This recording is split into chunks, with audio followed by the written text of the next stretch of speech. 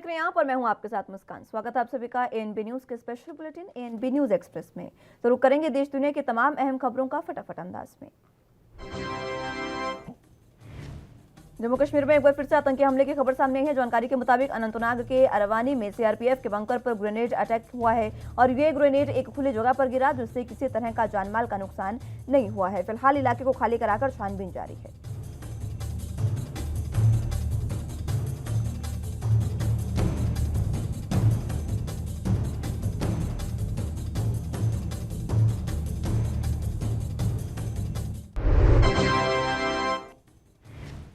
जम्मू कश्मीर में यह आतंकी हमला दूसरी बार है। आपको बता दें कि 26 दिसंबर को भी जम्मू कश्मीर के पुलवामा में आतंकियों ने नापाक हरकत की थी और यहां पर एक पोस्ट ऑफिस पर आतंकियों ने ग्रेनेड से हमला कर दिया था। इस हमले में पोस्ट ऑफिस पर तैनात 2 पुलिसकर्मी घायल भी हुए थे और इससे पहले इधर शोपिया के चौगाम इलाके में शनिवार को सुरक्षा बलों के साथ मुठभेड़ में लश्कर तैयबा के 2 आतंकी मारे गए हैं।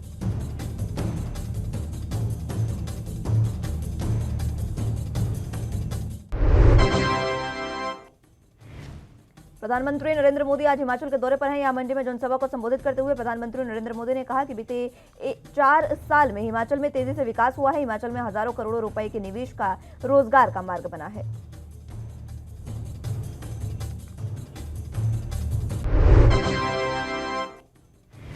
पीएम मोदी ने हिमाचल की मंडी में 11,000 करोड़ की लागत वाले 4 बड़े हाइड्रो इलेक्ट्रॉनिक प्रोजेक्ट का शिलान्यास किया है। इनसे हिमाचल की आय बढ़ेगी और रोजगार के अवसर भी बढ़ेंगे और इससे हर साल हिमाचल का करीब 125 करोड़ की आय होगी और उन्होंने कहा कि देश के नागरिकों का जीवन आसान बनाया जाएगा।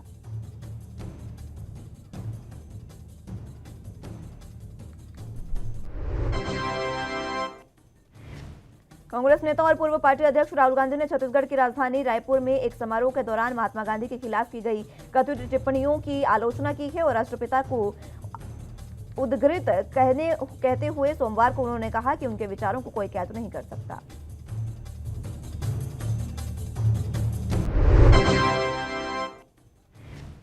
राहुल गांधी ने हिंदू धार्मिक नेताओं में से एक वर्ग की ओर से रविवार को रायपुर में एक धार्मिक समारोह के दौरान महात्मा गांधी के हत्यारे नाथुराम गोडसे की प्रशंसा किए जाने की घटना पर यह टिप्पणी की है। उन्होंने महात्मा गांधी की उद्धृत कहते हुए कहा कि आप मुझे जंजीरों में जकड़ सकते हैं, मुझे यातना दे सकते हैं, इस शरीर को नष्ट कर सकते हैं, लेकिन आप मेरे विचारों को कभी कैद नहीं कर सकते।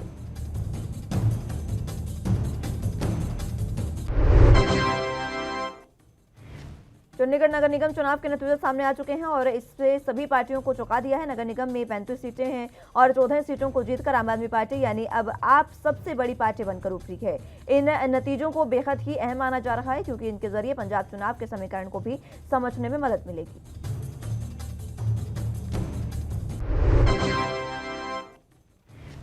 वहीं आम आदमी पार्टी भी नतीजों से गदगद नजर आ रही है और उनके नेताओं ने कहा है कि चंडीगढ़ तो झांकी है, पंजाब में उन्होंने पिक्चर अभी बाकी है। उन्होंने कहा कि लोगों में ईमानदार राजनीति को चुना है। आप नेता राघव चड्ढा दिल्ली में उन्होंने कहा कि मैं आप और अरविंद केजरीवाल की ओर से चंडीगढ़ के लोगों को धन्यवाद देता हूं कि उन्होंने हमारे जैसे छोटी और ईमानदार पार्टी को इतना प्यार और विश्वास दिया, जिससे यहां पहली बार चुनाव लड़ा और उसके बाद जीत हासिल की।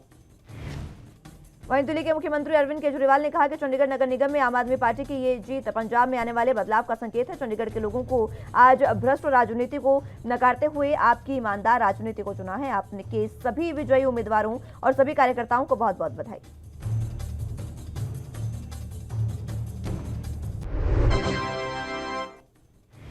प्रधानमंत्री नरेंद्र मोदी पंजाब विधानसभा के लिए भाजपा की चुनावी बिगुल फूकेंगे और इसके लिए 5 जनवरी को फिरोजपुर में विशाल रैली रखी गई है। यहां पहले वो पीजीआई के सैटेलाइट विंग का उद्घाटन करेंगे और उसके बाद रैली को संबोधित करेंगे।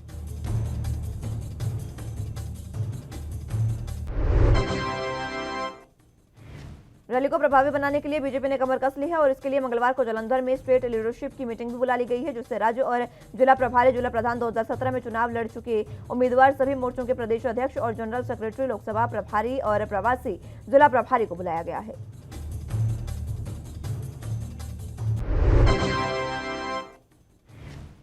पश्चिम बंगाल के सीएम ममता बनर्जी ने केंद्र सरकार पर आरोप लगाया है और कहा है कि मदर टेरेसा की ओर से स्थापित मिशनरीज ऑफ चैरिटी के सारे बैंक खातों के लेनदेन पर रोक लगा दी गई है और इसके बयान के बाद अब सोमवार देर शाम केंद्रीय गृह मंत्रालय ने प्रतिक्रिया दी है। गृह मंत्रालय ने बताया कि मिशनरीज ऑफ चैरिटी के किसी भी खाते को फ्रीज नहीं किया गया है।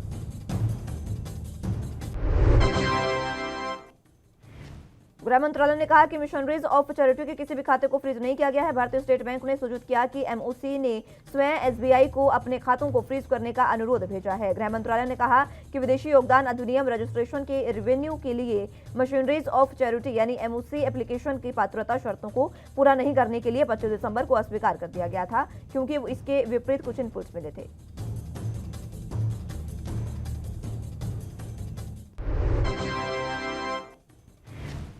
कानपुर के इत्र कारोबारी पीयूष जैन को महानगर मजिस्ट्रेट कॉर्पोरेशन की कोर्ट ने 14 दिनों की न्यायिक हिरासत में भेज दिया है। सरकारी वकील अमरीश कुमार के मुताबिक 31 करोड़ 50 लाख रुपए की टैक्स चोरी पकड़ी गई है और उन पर जीएसटी की धारा 132A लगाई गई है। वहीं छापेमारी में 175 करोड़ रुपए कैश और 23 किलो सोना भी बरामद हुआ है।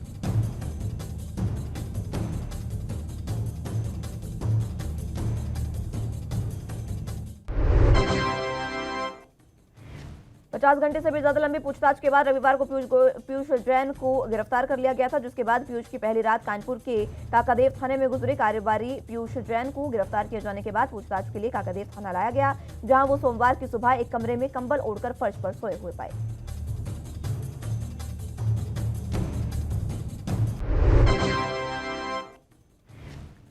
सोमवार को भी पीयूष जैन के पैतृक आवास पर जांच एजेंसियां छापेमारी कर रही हैं। वहां जीआई की टीम ने और एसबीआई की भी एक टीम ने नोट गिनने की तीनों मशीनों के साथ पहुंचे हैं। माना जा रहा है कि सोमवार की शाम तक नोटों की गिनती चलेगी और फिलहाल देर रात तक कुल गिनती की रकम जो है वो बताई जाएगी।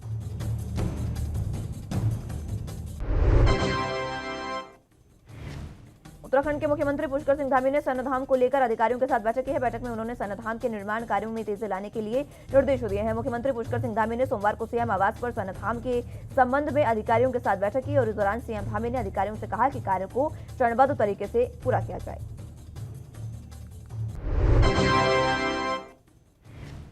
हरियाणा के करनाल में सोमवार को तरावाड़ी में इंटीग्रेटेड पैक हाउस का सीएम मनोहर लाल ने उद्घाटन किया। किसानों के समूह की तरफ से इंटीग्रेटेड पैक हाउस खोला गया है। यहां पर किसान सब्जियां, टमाटर, मशरूम, स्वीट कॉर्न, मटर, भिंडी को बेच सकते हैं और इसके साथ ही किसान अपनी सब्जियों को कोल्ड स्टोरेज में रख सकते हैं।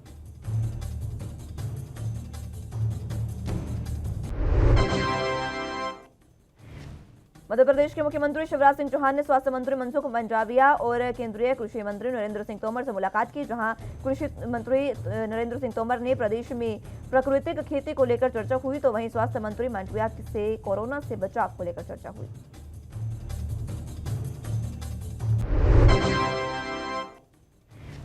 छत्तीसगढ़ के मुख्यमंत्री भूपेश बघेल ने भारतीय जनता पार्टी पर आरोप लगाते हुए कहा कि बीजेपी छत्तीसगढ़ में धर्मांतरण और सांप्रदायिक माहौल बनाने का प्रयास कर रही है, जिसे लेकर किसी भी तरीके से स्वीकार नहीं किया जाएगा। और इसी के साथ रायपुर में आयोजित धर्म संसद में राष्ट्रपिता महात्मा गांधी को लेकर कहे गए अपशब्दों पर भी उन्होंने अपनी बात रखी और इसकी आलोचना की। बुलेटिन में यहां वक्त एक छोटे से ब्रेक का है, फौरन हाजिर होंगे।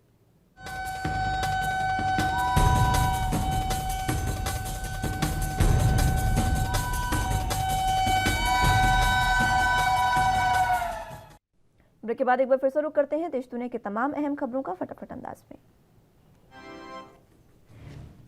भले ही मध्य प्रदेश सरकार आदिवासियों के विकास के लिए कई योजनाएं संचालित कर रही है और आदिवासी बाहुल्य क्षेत्र अभी भी विकास से कोसों दूर है। मामला रीवा जिले के हनुमना जनपद अंतर्गत आदिवासी बाहुल्य क्षेत्र जड़कुड़ू पिपराही का है, जहां पिपराही से जड़कुड़ तक लगभग 25 किलोमीटर की सड़क पूरी तरीके से उखड़ गई है और सड़क का नवीनेशन भी नहीं मिलता है, लेकिन फिलहाल इस पर कोई भी कार्रवाई नहीं की गई है।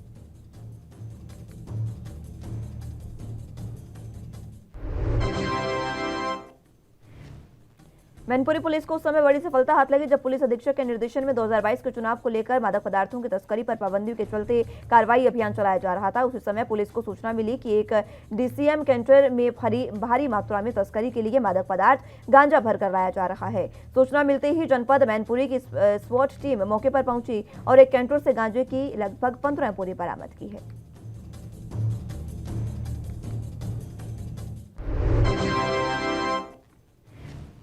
यूपी के जनपद श्रावस्ती में जिलाधिकारी नेहा प्रकाश ने संयुक्त जिला चिकित्सालय में स्थित विस्तारित प्रसव कक्ष का फीता काटकर लोकार्पण किया और इस दौरान उन्होंने कहा कि प्रसूताओं को कोई दिक्कत ना हो पावे, इसके लिए प्रसव कक्ष में सभी सुविधाओं को हाईटेक किया गया है। पहले प्रसव कक्ष में मात्र 4 बेड थे और अब अंतर्राष्ट्रीय स्तर पर 8 बेडों की व्यवस्था की गई है।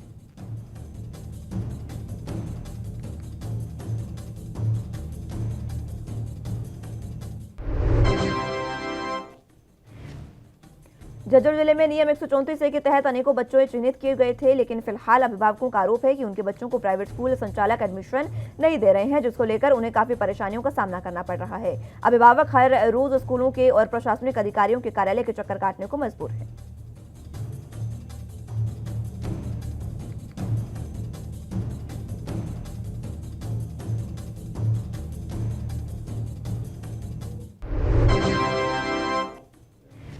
झज्जर के लघु सचिवालय में शिक्षा विभाग अधिकारी से मिलने पहुंचे अभिभावकों ने अपनी समस्याएं शिक्षा विभाग अधिकारी के सामने रखी, उनको उससे अवगत कराया और वहीं स्कूल संचालकों की मनमानी से परेशान अभिभावक मीडिया से भी रूबरू हुए और कहा कि स्कूल संचालकों की मनमानी के चलते उनके बच्चों का भविष्य अंधकार में है।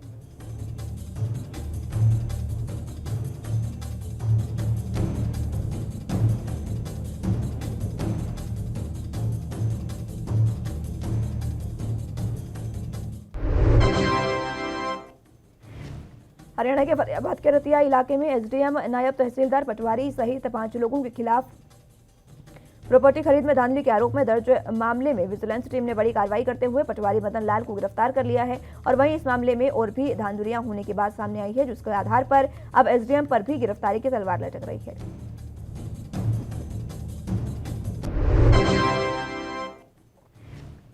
करारा के सलारपुर गांव में बीती रात आदिवासी मोहल्ले पर एक किसान के खेत में घास फूस की बनी झोपड़ी में एक मासूम बच्ची खेल रही थी, जिसकी उम्र मात्र करीब 2 वर्ष बताई जा रही है। मृतक के माता पिता का कहना है कि झोपड़ी के पास कुछ लोग दारू पी रहे थे और उसी समय उन्होंने माचिस की तीली झोपड़ी के पास फेंक दी, जिससे बच्ची आग में झुलस गई।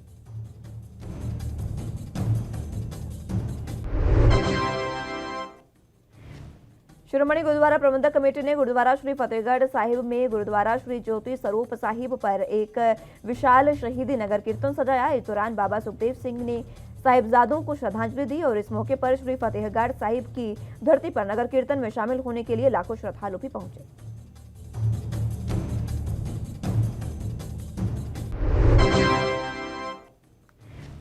उत्तर प्रदेश के चिकित्सा और स्वास्थ्य मंत्री जयप्रताप सिंह आज अयोध्या पहुंचे। यहां उन्होंने अयोध्या के मेडिकल कॉलेज में आयोजित गुरु गोरक्षनाथ स्वास्थ्य सेवा यात्रा के कार्यक्रम में शिरकत की। कार्यक्रम के बाद स्वास्थ्य मंत्री जयप्रताप सिंह ने कोरोना की तीसरी लहर ओमिक्रॉन पर कहा कि जो सूचनाएं पिछले 1 महीने से अंतर्राष्ट्रीय स्तर और केंद्रीय स्वास्थ्य मंत्रालय से आ रही थी, उसको लेकर उत्तर प्रदेश में पूरी तरीके से तैयारी है।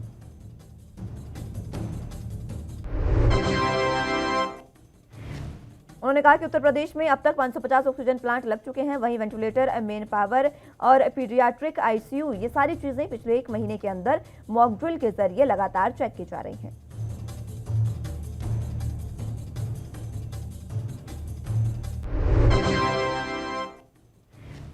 सरकारी भूमि पर हुए अवैध कब्जों और निर्माण को हटाने के लिए प्रशासन ने सख्त रुख अपना लिया है। सोमवार सुबह लगभग 10 बजे कस्टोडियन विभाग के तहसीलदार रमेश कुमार भारी पुलिस बल के साथ डिंगर माजरा रोड पर पहुंच गए। अधिकारियों ने निर्माण को ध्वस्त करने के लिए मकानों और दुकानों पर निशान लगाए और उसके बाद 4 बुलडोजर निर्माणों को ध्वस्त करने के लिए मैदान में उतारे।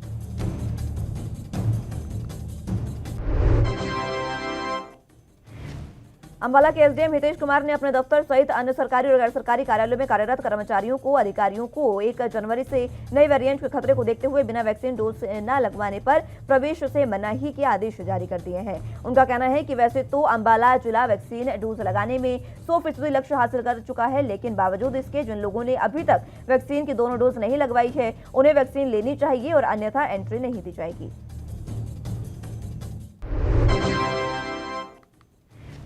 दिल्ली में कोरोना संक्रमण के मामले स्पीड से बढ़ रहे हैं। पिछले 24 घंटे में सामने आए आंकड़ों में 6 महीने का रिकॉर्ड तोड़ दिया है। राजधानी में आज 331 संक्रमण के केस सामने आए हैं, जिनसे हड़कंप मच गया है। रात की बात यह है कि 144 लोग संक्रमण से ठीक भी हुए हैं, साथ ही एक मरीज की मौत हुई है।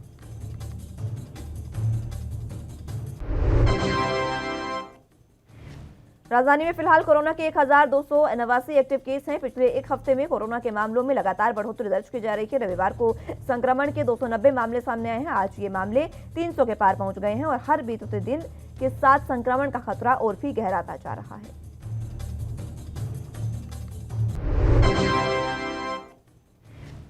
सरकार ने 15 से 18 साल आयु वर्ग के किशोरों के लिए गाइडलाइन जारी कर दी है। इसके मुताबिक 15 या उससे अधिक आयु के सभी लोग कोविन पर रजिस्ट्रेशन करा सकते हैं। वो लोग जिनका जन्म 2007 या उससे पहले हुआ है, वो सभी रजिस्ट्रेशन करा सकते हैं।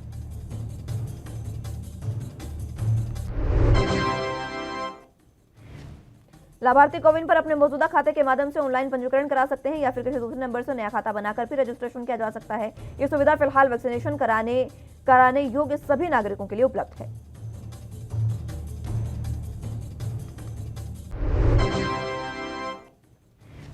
दिसंबर महीने के आखिरी सप्ताह में मौसम का मिजाज पूरे तरीके से बदल गया है। देश के कई हिस्सों में हल्की बारिश हो रही है। वहीं कश्मीर, हिमाचल प्रदेश और उत्तराखंड में बर्फबारी के बाद तापमान गिरावट है। बुलेटिन में यहां वक्त एक छोटे से ब्रेक का है, फौरन हाजिर होंगे।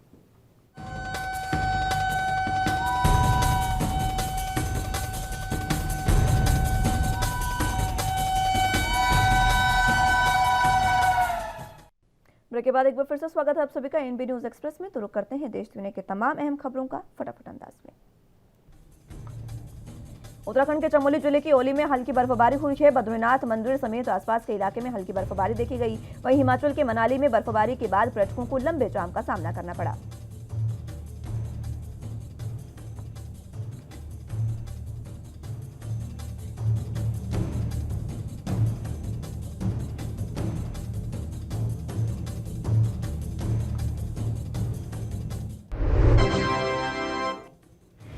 अंतर्राष्ट्रीय बाजारों में कच्चे तेल की कीमतों में उतार चढ़ाव के बाद भी देश में पेट्रोल और डीजल के नए दाम जो हैं वो जारी हुए हैं। तेल कंपनियों ने आज ईंधन की कीमतों में कोई बदलाव नहीं किया है। राजधानी दिल्ली में आज पेट्रोल की कीमत 95.41 रुपये प्रति लीटर और डीजल का भाव 86.67 रुपये प्रति लीटर है।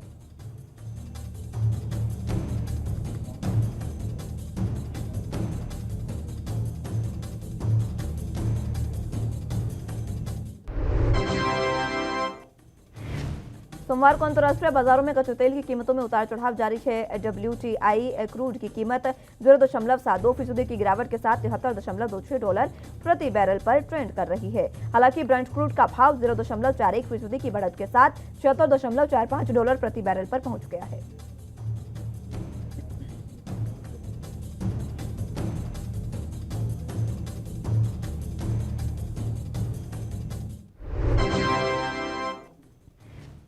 शेयर मार्केट में शुरुआती गिरावट के बाद बाजार में शानदार रिकवरी देखने को मिल रही है और अंत में सेंसेक्स और निफ्टी दोनों ही हरे निशान पर बंद होने में कामयाब रहे। वहीं फार्मा आईटी शेयरों में अच्छी खासी खरीदारी देखने को मिली, जबकि आईटी इंडेक्स तो रिकॉर्ड ऊंचाई पर बंद हुआ। आज के कारोबारी में रियल्टी बैंकिंग शेयर बढ़त पर हुए।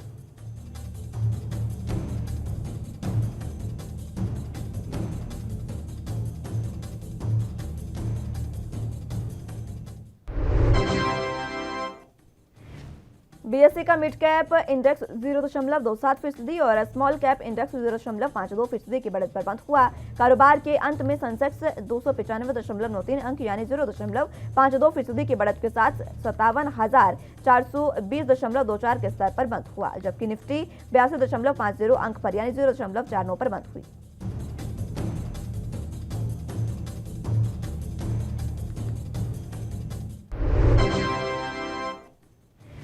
भारतीय सराफा बाजार में सोमवार के सोने के चांदी के दाम भी जारी कर दिए गए हैं। बीते हफ्ते की तुलना में आज सोना महंगा हो गया है। हालांकि ये बढ़ोतरी मामूली है। वहीं 1 किलो चांदी भी सस्ती हुई है।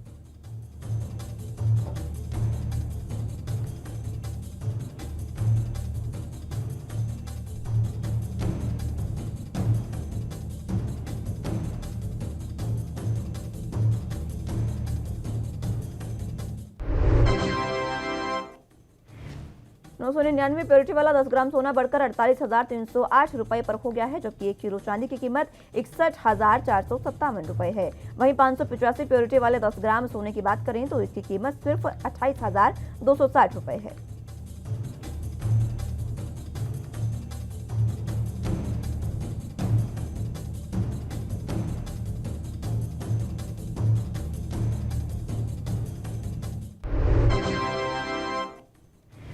रणवीर सिंह की फिल्म 83 लंबे समय से इंतजार के बाद बीते शुक्रवार को रिलीज हुई। रणवीर सिंह की दीपिका पादुकोण की फिल्म 83 का खूब प्रमोशन किया गया था, लेकिन फिलहाल समीक्षकों ने कहानी से लेकर कास्ट की एक्टिंग को लेकर भी खूब सराहा था, लेकिन बॉक्स ऑफिस पर इसका खास जादू देखने को नहीं मिला।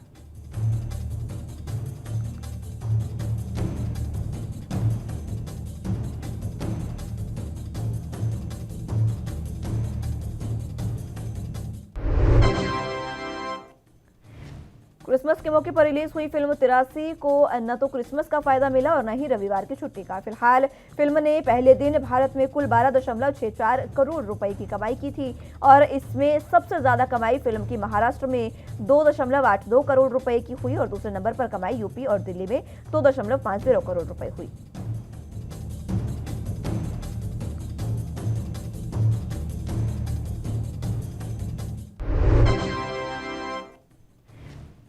एक दिन पहले सांप के काटने पर सलमान खान को हॉस्पिटल में एडमिट कराया गया था तो हर किसी की सांसें थम गई थी, लेकिन फिलहाल सलमान ने इस बड़े हादसे को मात दे दी है। सलमान अब बिल्कुल ठीक हैं और उन्होंने आज अपना 56वां जन्मदिन अपनी फैमिली और करीबी दोस्तों के साथ पनवेल में मनाया।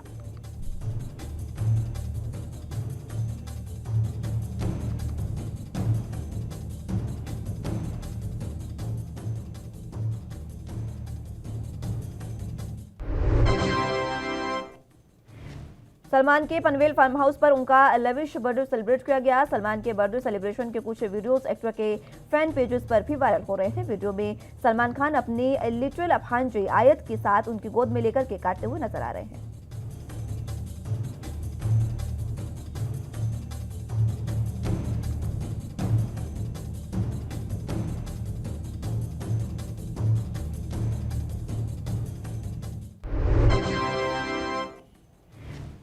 मशहूर हरियाणवी डांसर और यूनिक डांस स्टाइल की बदौलत लाखों करोड़ों दिलों पर राज करने वाली सपना चौधरी सोशल मीडिया की दुनिया में अब खासी एक्टिव रहती हैं। इंस्टाग्राम पर शेयर किए गए उनकी वीडियोस आते ही धूम मच जाती है और लंबे समय बाद उनका एक और वीडियो देखा गया है।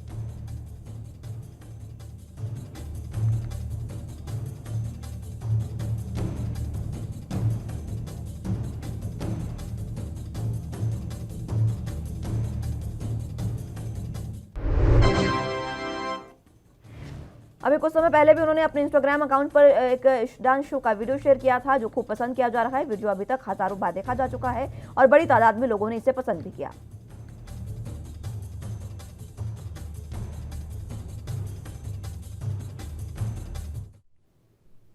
फिलहाल के लिए एएनबी न्यूज एक्सप्रेस में मेरे साथ बस इतना ही। तमाम अहम खबरों के लिए आप देखते रहिए एएनबी न्यूज। नमस्कार।